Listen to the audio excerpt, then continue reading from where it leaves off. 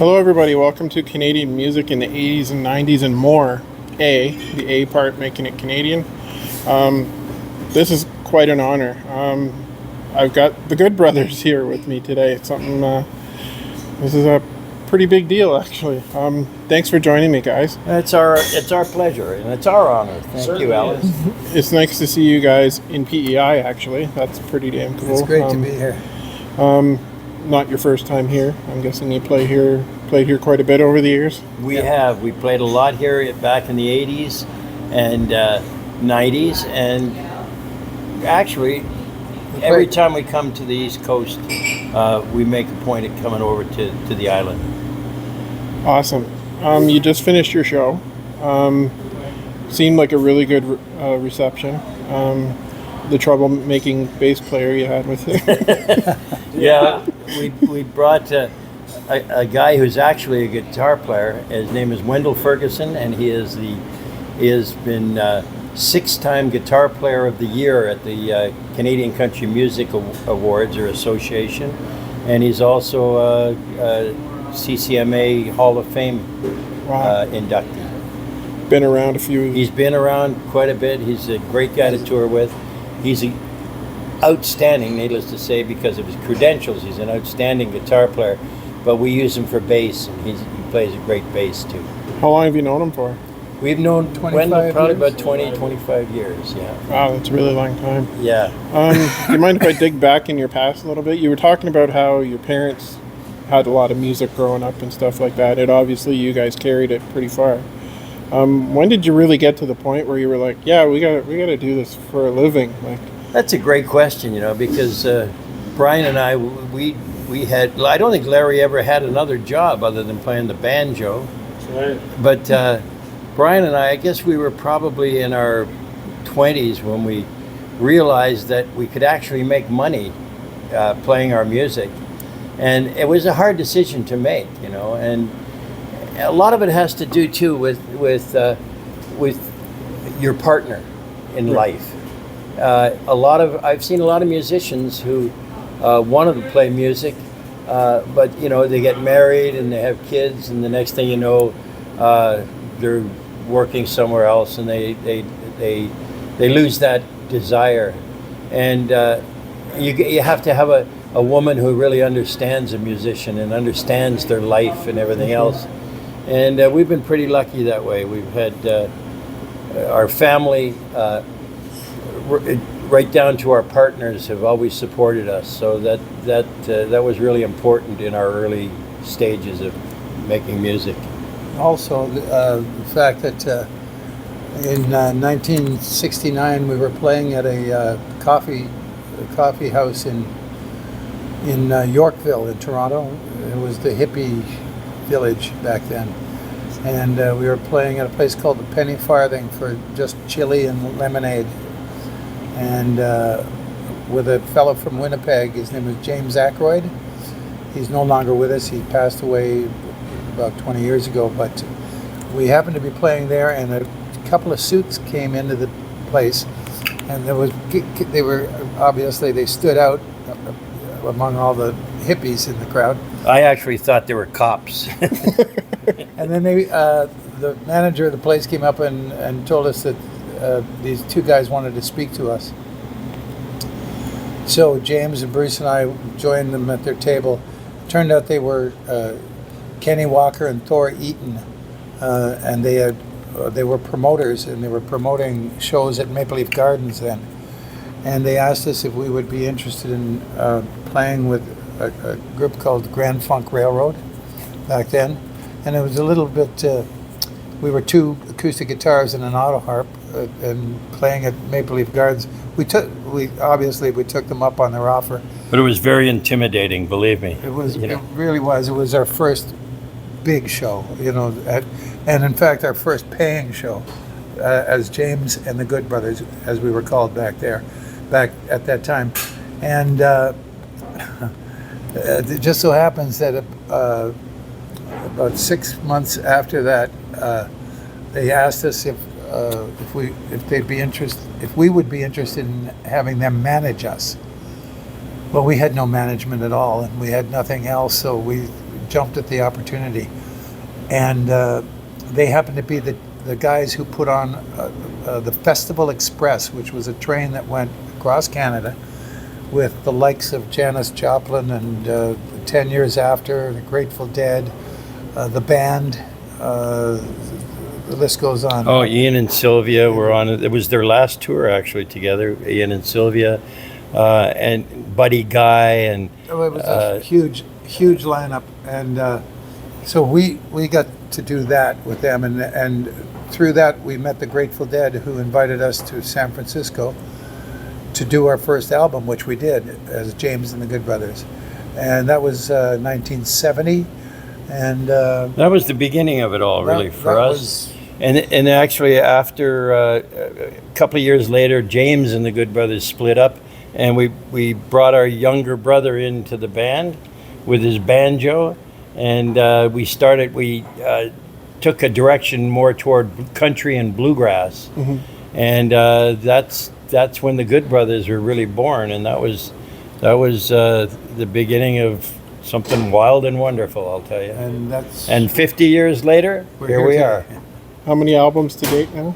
We have 16, 17 albums, I think, and a couple of best ofs, and so we've Crisscrossed the country several times. And toured across Canada. in fact, we're working on another one now. Another record. It's kind of a Recording. celebration of 50 years.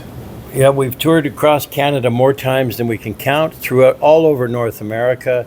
40 tours of- Europe, 40 tours of Europe, which meant Holland, Switzerland, Germany, France, Spain. Belgium, Spain, all these places, Great Britain, Denmark, just and that's where our music took us. It just And in that time, we recorded 2 albums in Europe, 2 live albums, one in Germany and one in Holland. yeah. And so we've really been blessed with a good fortune and luck and breaks. Yeah. If you take advantage of an opportunity, amazing things can happen. And like you said on stage tonight, you really developed relationship with some really, like Gordon Lightfoot, obviously, and Yeah. Absolutely. many others you could probably add to Yeah, that list as well. absolutely. And like I think Gordon was our biggest influence, and Ian Tyson, and even now guys like Blue Rodeo and The late Gord Downey. Gord Downey, and so we've been really lucky, that we took our music from our mother's kitchen to the stages all over the world, and we're really grateful for it.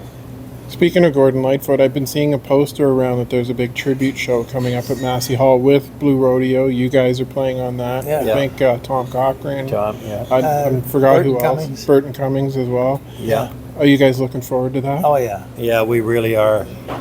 We actually were really privileged to perform at Massey Hall with Gordon several times Yeah. in the past 20 years or so. But yeah, it's really an honor to be able to be a part of that. It really is, and Gordon would have loved that. He was a good friend of all of ours, and He was such a humble guy too. Like I'll never forget when I met him at a Whiskey Jack Stompin' Tom birthday party, oh yeah. and I was just going to go up and shake his hand just to say I met him. Yeah. And he liked my hockey jersey, and he talked about hockey for 20 minutes with me, and I was like, I couldn't believe it. Yeah. He could be He very was- personable, yes, he was. Yeah, he really was. Like, Yeah. I mean, and it's just as you guys are as well. Like, I mean, Oh, well, thank you. but that just goes to show how long you've been doing it and how you just Yeah, well, you know what you're doing. You know what I mean? and well, we've known Gordon that long. We've known Gordon since the James and the Good Brothers, and he came 50 down to years. California and hung out with us for about 4 or 5 days, and we went up to the hills of Mendocino, and he wrote a song called "The Redwood Hills," and he wrote it on the weekend when we were up there. And it's a song we perform on occasion because it has so much meaning to us, Right. So, yeah. So, what's the future plans with you guys this year? I know you're out here in the Maritimes for a few shows. Yeah, well, we're now at a time in our lives where we're kind of picking and choosing what we want to do. we're playing venues that we want to play, Right. rather than venues that we have to, because we don't have to do it anymore. We're at Right. that time in our lives, so we're still performing. Like Willie Nelson, we're gonna, like Brian says, we're gonna play as long as Willie plays. And he's what, 91 now or something like that. Hope you don't beat your guitars up the way he's No, beat his right. up over the years. That's right. No, we play for love, for the love of it, not for the money anymore. Yeah. Well, that's what I was going to say. Anyone who does it, as long as you guys have been doing it, obviously it isn't for the money. It's obviously because it's what you do. Absolutely. Well, that's what Gordon used to say. You know. And that's another thing that inspired us about Gordon, is that he played literally up until the time he died. Yeah. He stopped. He was getting ready to do a huge tour, and he got sick, and he died within 2 weeks of that, of him entering in the hospital. So, I can honestly say he played until he died. And again, there's one guy who really didn't have to do it. He did it for his fans, and he did it for the love of music. As he used to always say, we love the work. Yeah. And it shows. It shows in guys like yourself and Gordon right up to the day he died. It was, Yeah. and it's sad that we're losing so many guys now. It really is. Yeah. It really is. But on the other hand, there's new artists that are coming in. People like Ron Sexsmith, Right. an amazing songwriter. Guys like Blue Rodeo, who are they're and they've been around for quite a while. I think they've been around 25 or 30 years too. So Jim Cuddy, one of the greatest voices I've ever heard. Jim Cuddy, and so there's a follow up to some people leave us, but there's other people who slip into the Right. new role of being stars and carrying on the torch. Well, it's great to see you guys still doing it. It's Yeah. great to see, and you still sound great, which Oh, is well, just thank you. absolutely incredible.